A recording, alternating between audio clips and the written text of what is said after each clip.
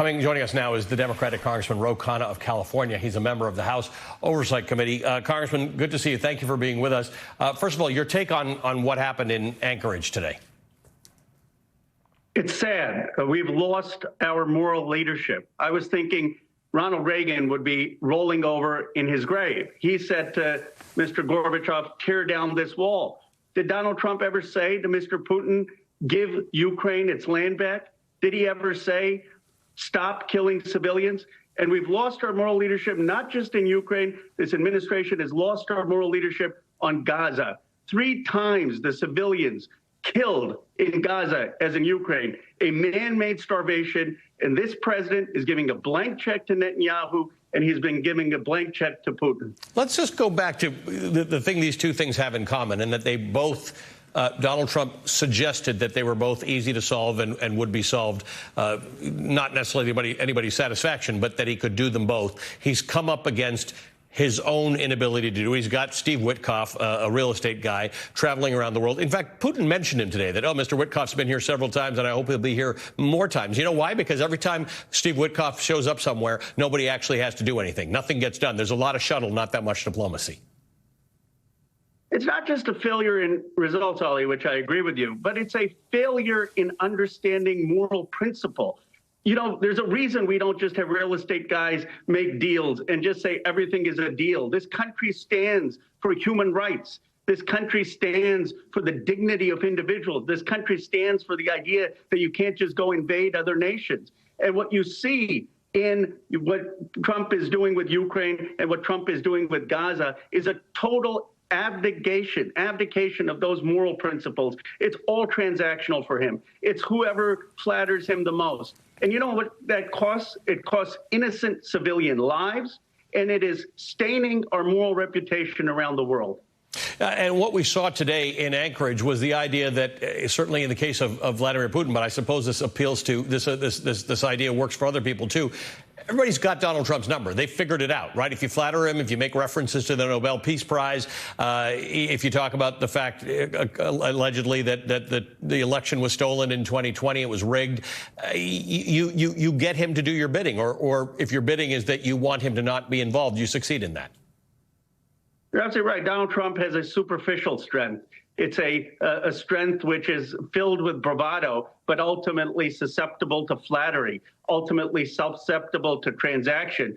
True American strength are leaders who stood for principle, who stood for human rights, who stood for our values. And that is what we really are losing in this whole presidency. It's all about who gets the best deal. It's all about who flatters Donald Trump. What happened to standing up for American values and our principles? Yeah, and to the extent that can still win, right? If you are representing both American moral values and this idea of a world order in which countries don't invade other countries, you could win that. You could assert yourself as the president of the United States. What we watched today on the world stage is Donald Trump basically just not doing that. He basically let Vladimir Putin lead that. I don't know what word you call it. It's not a press conference because they didn't take any questions. But he let him lead it. And then he, as Colonel Vindman was saying, he sort of sheepishly followed with nothing of substance except to say that the Russia stuff was a hoax. It's the lack of what he said. I don't care. I know if there's all this punditry, who spoke first or what the protocol is. I just don't understand when Donald Trump had the microphone. If he's truly strong, why he wouldn't look in Putin's face and say, Mr. Putin, give Ukraine back the land you took. Mr. Putin, stop the killing of civilians. That would be strength. That's what would have America cheering, Democrat or Republican, to see an American president standing up to a world leader and speaking out for moral principle. But this president doesn't have it in him. He didn't run that way. He said, I'm the deal guy. Everything is transactional. And that is what we're really losing in this country. It's somehow that winning is everything, deals are everything, and that there is no sense of principle. And you know what? We haven't had a president like that in my lifetime. Every other president, there have been moments where I have stood up and cheered and said, yes, that's what America stands for. And you just don't get that with Donald Trump. Congressman, stay with us for a moment. With nothing meaningful coming out of today's summit in Alaska, people reading the news next week while drinking their morning coffee will likely be seeing more about Jeffrey Epstein and the cost of living, two topics that Donald Trump has been desperate to get off people's minds. An Economist YouGov poll out this week shows 59% of Americans disapprove of Donald Trump's handling of the Epstein files, and 58% disapprove of his handling of inflation and prices. The Democratic Congressman Ro Khanna of California is back with us. Yeah, as a distraction technique, if that's what this trip to Alaska was, it's only got the life in it that it's got because we thought maybe something would come of it, and we planned to cover it for the evening. There's nothing to talk about after tonight.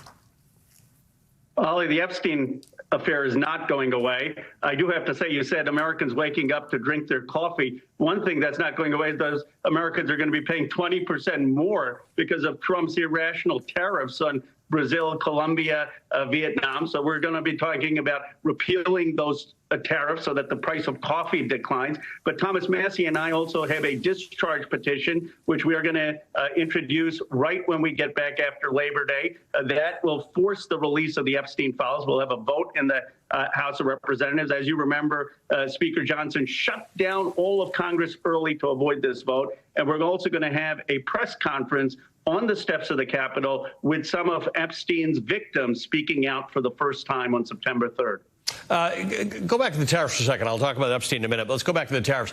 Coffee is one of those examples. I mean, the whole thing is a bit stupid, but the coffee one is uniquely stupid, given that, I don't know, about 100% of Americans drink coffee, and we produce very little coffee. We produce less than 1%. It's only produced in Hawaii and Puerto Rico. 99% comes from Brazil, Vietnam, Indonesia. Trump has put 50% tariffs on that. Even Richard Nixon, back in 1971, when he had tariffs, exempted coffee. The economist Jason Furman pointed this out. It is one of the dumbest tariffs that there is, and I'm working on a bipartisan legislation to repeal it. I mean, we should repeal the coffee tax. We fought a revolution with the Boston Tea Party on the tax on tea. I don't think Americans are going to be happy with a tax on coffee. But it becomes hard to explain, right? Because there's some things that you put tariffs on because you either want to punish another country for its behavior or not have them dump, or you'd like to nurture that industry in your own country. Coffee doesn't fall into any of those categories. Absolutely. Just no thought. I mean, look, there's certain rational uses for tariffs, Sure. and maybe some tariffs could bring back jobs to Western Pennsylvania or to Warren, Ohio, or to parts of the South that had deindustrialization. But a tax on coffee, we don't produce 99% of it here. It's simply hurting American consumers. But that's the problem with how Trump has gone about this.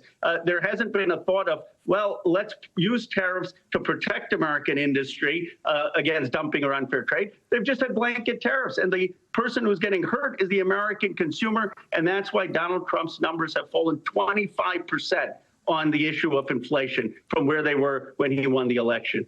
I was enjoying talking to you, and I didn't realize I've run out of time. I've run out of show, so I'm going to have to invite you back to continue our conversations. Always appreciate it when you take time to talk to us, Congressman Ro Khanna of California.